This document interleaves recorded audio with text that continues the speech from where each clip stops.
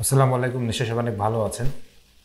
আমার এই কন্টেন্টটার যেই থাম্বনেইল আছে এটা দেখে অনেকে হয়তো আমাকে গালাগালি করবেন যে এক ম্যাচ দেখেই আমি বলে দিলাম যে লা লিগায় এমবাপ্পে ব্যর্থ হবে। ব্যাপারটা এরকম না। কেন ব্যর্থ হতে পারে বা না পারে সে ব্যাপারটা নিয়ে একটু আলাপ করার চেষ্টা করব। আশা করি পুরো ভিডিওটা দেখবেন। প্রথমে আমি যে জিনিসটা দিয়ে শুরু করতে চাই সেটা হচ্ছে যে এমবাপ্পে মানে রিয়াল মাদ্রিদে যেই হাইপ নিয়ে আসছে সেই হাইপটা পূরণ করতে পারছে কিনা বা পারবে কিনা এটা নিয়ে কিন্তু অনেকের মাঝখানেই সংশয়। অনেকে বলতেছেন পারবে, অনেকে বলতেছেন পারবে না। তবে একটা জিনিস সত্যি, এমবাপ্পে যে টাইপের প্লেয়ার বা যেই স্টাইলের প্লেয়ার, তাকে এখনই কোনো কিছু বলে দেওয়াটা খুবই বোকামি হবে। এই কারণে বোকামি হবে কারণ এমবাপ্পে খুব ভালো করে জানে তাকে কি করতে হবে। দেখেন, জুড বেলিংহাম যেভাবে রিয়াল মাদ্রিদে আসছে তিনি কিন্তু তার হাইপটা ধরে রাখতে পারছেন। রদ্রিগো, ভিনিসিয়াস জুনিয়র তারাও রিয়াল মাদ্রিদে তাদের সেই হাইপটা ক্রিয়েট করতে পারছেন, ধরে রাখতে পারছেন। এখন বিষয়টা হচ্ছে যে এমবাপ্পেকে যেভাবে নিয়ে আসা হয়েছে, মানে যতটা খরচ করে বা যে পরিমাণ হাইপ ক্রিয়েট করে, সেই জায়গাটায় এমবাপ্পের তো অনেক কিছুই করার আছে। এর আগে যে ফাইনালটা ছিল ওখানে এমবাপ্পে যথেষ্ট ভালো খেলছে, কিন্তু লা লিগাতে প্রথম ম্যাচ, তো লা লিগাতে প্রথম ম্যাচ স্বাভাবিকভাবেই রিয়াল মাদ্রিদ ফ্যান যারা আছেন তারা সবাই চিন্তা করবেন যে এমবাপ্পে ডেফিনেটলি ভালো খেলবে বা দুর্দান্ত কিছু করে দেখাবে, কিন্তু আলটিমেটলি সেটা হয় নাই। এখন কথা হচ্ছে যে হয় নাই বলতে কি একেবারেই হয় নাই। দেখেন, আমি যদি টোটাল খেলাটার স্ট্যাট বলি, 65% পজিশন রাখছে রিয়াল মাদ্রিদ আর 35% হচ্ছে মায়োরকা।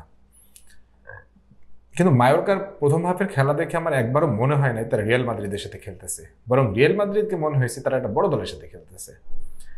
এই জায়গাটাই আমি প্রথম হাফটাকে মোটামুটি বলবো সমানে সমান ছিল, কিন্তু সেকেন্ড হাফে এসে মায়োরকা যেভাবে বারবার অ্যাটাক করছে, বারবার তাদের সীমানায় ঢুকে পড়ছে এবং নিশ্চিত অনেকগুলো চান্স ক্রিয়েট করছে, নিশ্চিত অনেকগুলো চান্স নষ্ট হয়েছে। আমার কাছে অন্তত মনে হয়েছে যে মায়োরকার জেতা উচিত ছিল। রিয়াল মাদ্রিদের এই ম্যাচটা কোনোভাবেই মানে ড্র হওয়ার ম্যাচ ছিল না। ইভেন কার্লো আনচেলত্তি সংবাদ সম্মেলনে এটাও বলছেন যে সেকেন্ড হাফে তারা যেরকম খেলছে তারা, সে নিজেই ভাবছিল যে মায়োরকা জিতে যাবে।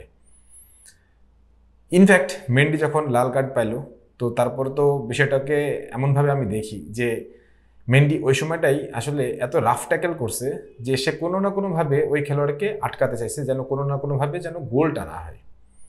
হয়তো তার এই প্রতিদানটা দিতে হয়েছে রেড কার্ড দেখে, কিন্তু এমবাপ্পে যে পরিমাণ সহজ সুযোগ পাইছে, ইনফ্যাক্ট আমি তো দেখলাম যে এমবাপ্পে কালকে একটু সেলফিশ টাইপের আচরণই করছে।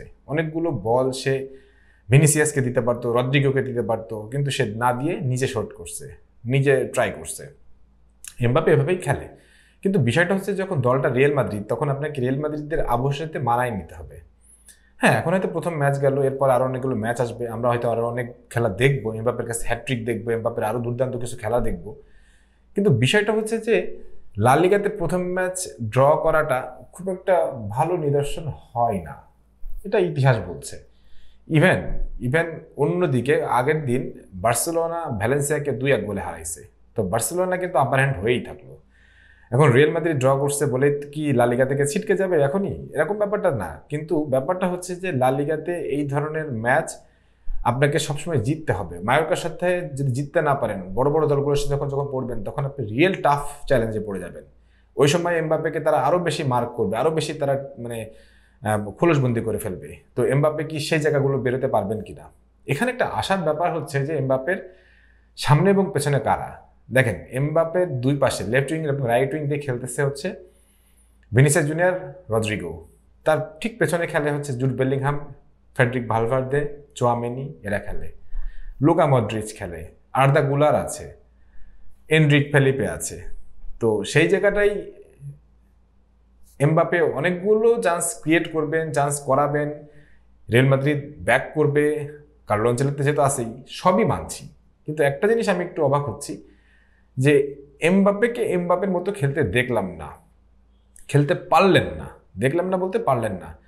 তিনি এর পরবর্তী ম্যাচগুলোতে আমরা আসলে এটা দেখার চেষ্টা করব এমবাপ্পে আসলেই সেই জায়গাটায় আছেন কিনা, বা সেই ফর্মটাই আছেন কিনা যে ফর্মটায় বিশ্বকাপে ছিলেন বা তার আগে বিশ্বকাপে ছিলেন। যদি না থাকেন তাহলে আমাদের এটা ধরে নিতেই হবে যে রিয়াল মাদ্রিদের এটা সবচেয়ে অপচয়মূলক একটা ব্যয় হইল এমবাপ্পের পিছনে।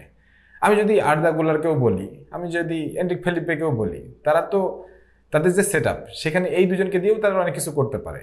তো এমবাপ্পে সেই জায়গাটা যদি ব্যর্থ হয়ে যায়, এটা আসলে ফুটবলের জন্যই খারাপ হবে, আমাদের যারা ফুটবল প্রেমী আছি তাদের জন্য খারাপ হবে। বাট এখনই আমি এমবাপ্পেকে ব্যর্থ বলতে নারাজ, এই কারণে আমার ব্যক্তিগত বিশ্বাস এমবাপ্পেরা খুব দুর্দান্তভাবে ফিরে আসে, এবং এতটাই দুর্দান্তভাবে ফিরে আসে, ভয়াবহভাবে ফিরে আসে, তখন আপনার মনে হবে যে এই এমবাপ্পে এতদিন কোথায় ছিল।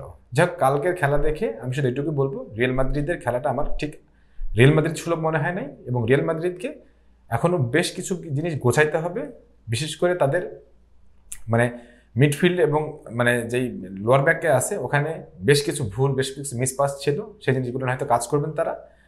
আমি বিশ্বাস করি রিয়াল মাদ্রিদ ফ্যানরা অবশ্যই নিরাশ হবেন না, এমবাপ্পে ঠিক আগের রূপে ফিরবে ইনশাল্লাহ।